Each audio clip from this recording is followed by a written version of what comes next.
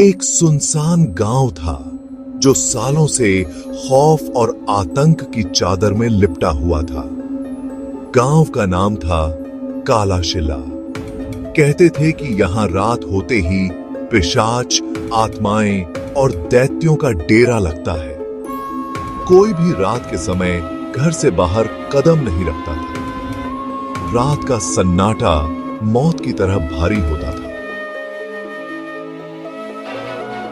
एक दिन गांव के एक नौजवान राघव ने यह सब बकवास समझकर चुनौती देने की ठानी। उसने सोचा, भूत प्रेत जैसी कोई चीज नहीं होती।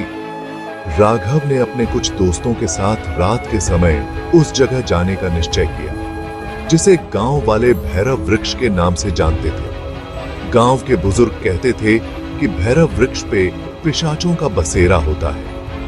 यह एक विशाल बरगद का पेड़ था जिसके नीचे हजारों साल पहले किसी तांत्रिक ने अपना बलिदान दिया था। रात घनी हो चुकी थी। राघव और उसके दोस्त मशालें लेकर उस पेड़ की ओर बढ़े। जैसे ही वे पेड़ के पास पहुंचे, अचानक हवा ठंडी हो गई और ऐसा लगा मानो किसी ने उनके शरीर को बर्फ से ढक दिया हो।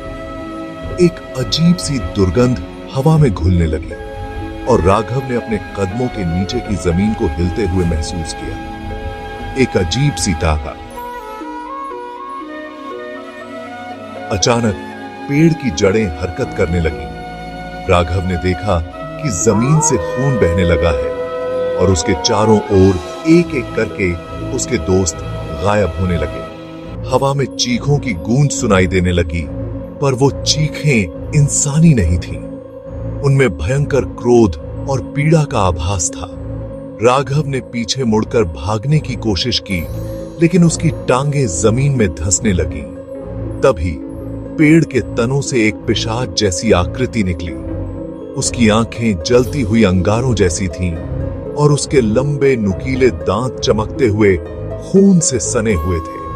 पिशाच ने अपनी गहरी गूंजती आवाज में कहा, तुमने हमारे विश्राम को भंग किया है, अब तुम भी इसी धरती का हिस्सा बनोगे।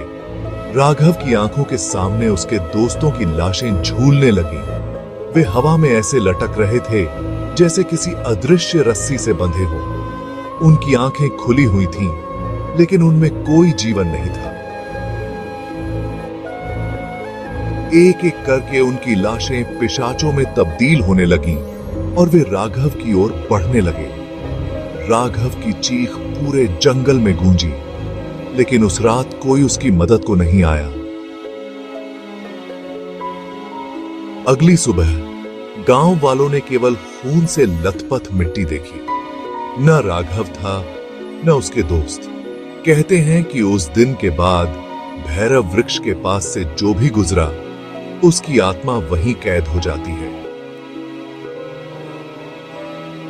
और आज भी जब रात होती है, उस जगह से लोगों को दर्द भरी आवाजें सुनाई देती हैं उन आत्माओं की जो अब कभी इस दुनिया से मुक्त नहीं हो सकती।